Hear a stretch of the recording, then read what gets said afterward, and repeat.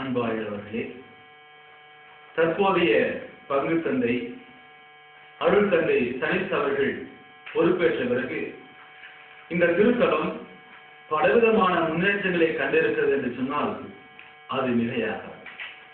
இங்கே வருகின்ற பக்தர்கள் மனமுன்றித்து ஜெபிக்கின்ற விதத்திலே அன்னையின் ஜெபமாலை நிலைகள், இயேசுவின் சிலுவை பாதை நிலைகள், திருவருள் சாதன நிலைகள் மற்றும் அனைத்து புனிதர்களின் திரு உருவங்கள், அன்னை மரியாள் காட்சி கொடுத்த பல்வேறு நிலைகள் என்று ஏராளமான திட்டங்களை வைத்து செயல்பாடுகளை வைத்து இதை உருவாக்கி இருக்கின்றார். இங்கு வருகின்றவர்கள் மனமொன்றித்து ஜெபிக்க இந்த நிலைகள் எல்லாம் கட்டாயமாக பயன்படுகின்றது. இன்னும் இந்த திருத்தலம் வளர்ச்சி அடைவதற்காக தங்கள் எண்ணத்திலே சிந்தனையிலே என்ன எதிர்கால திட்டம் வைத்திருக்கிறது என்று சொன்னால் நலமாக இருக்கும்.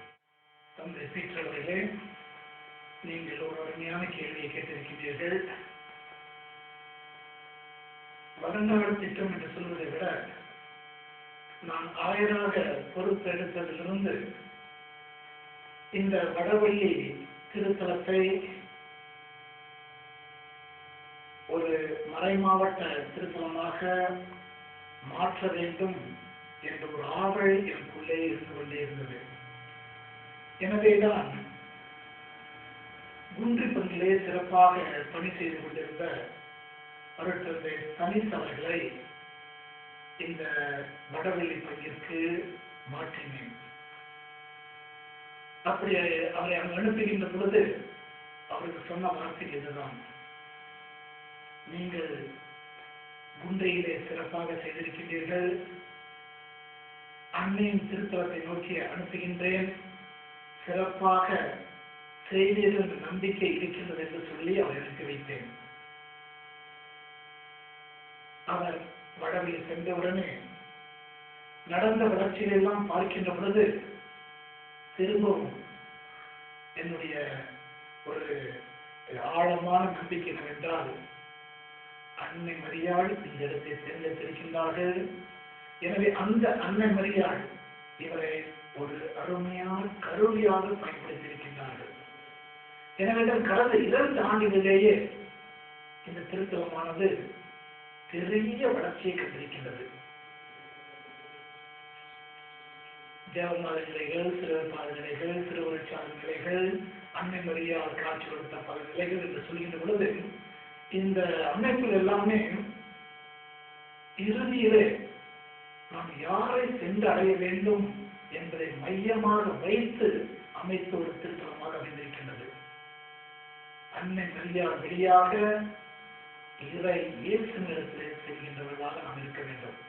அந்த இடத்திலே தான் தேவமாலை சொல்லி சிறுபாத மொழியாக இந்த பாடல்களை தியானித்து திருவருட்சாதன வழியாக நம்முடைய விசுவாசத்தை உறுதிப்படுத்தி அன்னை மரியாள் திருவிழா எல்லாம் தியானித்து இறுதியிலே நாம் அடைய வேண்டிய இடம் நமது ஆண்டவராக இயேசு கிறிஸ்து. எனவேதான் எல்லாவற்றிற்கும் ஒரு சிகரமாக அந்த நற்கருணை ஆலயமானது அமைக்கப்பட்டிருக்கின்றது. அதுதான் நம்முடைய நோக்கமும். அன்னை மரியாளோடு கிறிஸ்தவ வாழ்வு முடிவடைந்து விடவில்லை. அன்னை மரியாள் வழியாக நமது ஆண்டவராக இயேசு கிறிஸ்து எவ்வாறு நம்ம இடத்துல வந்தாரோ அதே போல அன்னை மரியாள் வழியாக நாம் அவரை அடைய வேண்டும் என்ற அந்த எண்ணத்திலே தான் இந்த திருத்தலமானது அமைக்கப்பட்டிருக்கின்றது. எனவே இந்த திருத்தலம் இன்னும் வளர வேண்டும் என்பது என்னுடைய பெரு ஆவலாக இருக்கின்றது. திருத்தலத்தை அன்னை தெரிந்திருக்கின்றார் என்பதற்கு இப்பொழுது நடந்திருக்கின்ற சில குறிப்புகளை நான் சொல்லலாம் நினைக்கின்றேன். உங்கள் அனைவருக்கும் தெரிந்தபடி இந்த சத்தியமங்கலம் பண்ணாரி சாலையானது தேசிய நெடுஞ்சாலையாக மாற்றியவுடனே அங்கிருந்த கெபியை அகற்ற வேண்டும் என்று உத்தரவு பிறப்பிக்கப்பட்டது. ஐயோ என்ன செய்வது என்று இயங்கிக் கொண்டிருந்த பொழுது வடவள்ளி பக்கத்தில் இருக்கின்ற மதுரை செல்வம் தவமணி என்ற இருவர் தங்களுடைய இடத்தை தானமாக கொடுப்பதற்காக முன்னிருந்தார்கள். என்ன அன்னையினுடைய புதுமை! இப்பொழுது அலங்காரமாகத்தான் அந்த இடத்துல அன்னையினுடைய கெபி இப்பொழுது பெரும் பொழிவுடன் அங்கு காட்சியளிக்கிறது. வடவழியிலே நாம் செய்ய நினைக்கின்ற எல்லா காரியங்களுமே அன்னை நாள் சிறப்பாக நடந்து கொண்டிருக்கின்றன. அங்கு ஒரு மாணவர் இல்லம் ஏற்படுத்த வேண்டும் என்று நினைத்தோம். தொடக்கத்தில் சில தடங்கள் எல்லாம் இருந்தது. ஆனால் இப்பொழுது மைக்கேல் சபை சகோதரர்கள் வழியாக மாணவர் இல்லமானது சிறப்பான விதத்திலேயே அவர்களுக்கு அமைந்திருக்கின்றது. அன்னை மரியாள் அவர்களுக்கு அதை ஒரு கொடையாக கொடுத்திருக்கின்றார். அங்கு ஒரு கண்ணீர் இல்லம் இருக்க வேண்டும் என்று எண்ணி பொழுது கோத்தலில் இருக்கின்ற ஒரு சபையினர் நாங்கள் எங்காவது பிளைன்ஸ்ல என்னுடைய இல்லத்தை தொடங்க வேண்டும் என்று கேட்டபோது நான் வடவழிக்கு செல்லுங்கள் என்றேன். சென்றார்கள், நிலத்தை வாங்கினார்கள். இப்பொழுது அங்கு ஒரு கண்ணீர் இல்லமும் உருவாகி கொண்டிருக்கின்றது. எனவே நாம் வடவழியிலே எதையெல்லாம் செய்யலாம் நினைக்கின்றோமோ அதற்கெல்லாமே அன்னையின் அருள் நம்மோடு இருந்து கொண்டே இருக்கின்றன. எனவே வருங்காலத்தில் இந்த திருத்தலமானது இன்னும் வளர வேண்டும். குறிப்பாக சிறு பயணிகள் அங்கு வருகின்ற பொழுது தங்குவதற்கு இப்பொழுது இடமெல்லாம் இருக்கின்றது. இருக்கின்றது. அன்னை மரியாள் நிச்சயமாக நமக்கு ஒரு இடத்தை பெற்றுக் கொடுப்பார். அந்த இடத்துல சிறு பயணிகள் தங்குவதற்கு இல்லமானது கண்டிப்பாக அமைக்கப்படும். மேலும் அன்னை மரியாள் எந்த விதத்திலே அந்த திருத்தலம் முன்னேற வேண்டும் என்று விரும்புகின்றார்களோ அவர்கள் நிச்சயமாக நமக்கு அந்த கருத்துக்களை யோசனைகளை வழங்குவார்கள். அதை நாம் பூர்த்தி செய்ய முயற்சி செய்வோம்.